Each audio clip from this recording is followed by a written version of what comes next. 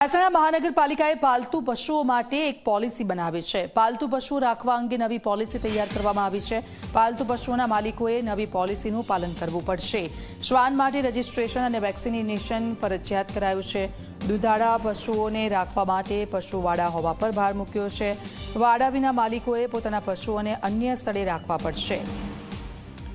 પશુઓ માટે એક નવી જ પોલિસી બનાવવામાં આવી છે અને આ પોલિસીનું પશુના માલિકો છે તેમણે ચોક્કસથી પાલન કરવું પડશે। દૂધાળા પશુઓને રાખવા માટે પશુવાડા હોવા પર પણ ભાર મૂક્યો છે।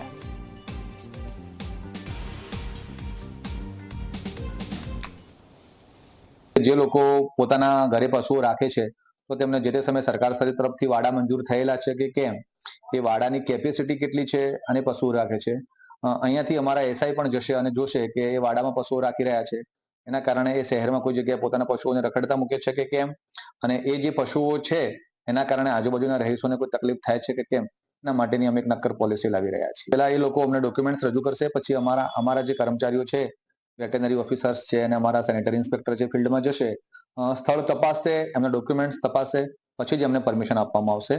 જે લોકો આ પરમિશન પ્રમાણે ફૂલફિલ નહીં થતા હોય તો તેમના પશુઓ ઘરે રાખી રહ્યા છે તો તેમને પશુઓ આસપાસના કોઈ ગામડામાં જમીન રાખી, ખેતીની જમીન રાખી અને ટ્રાન્સફર કરવાના રહેશે।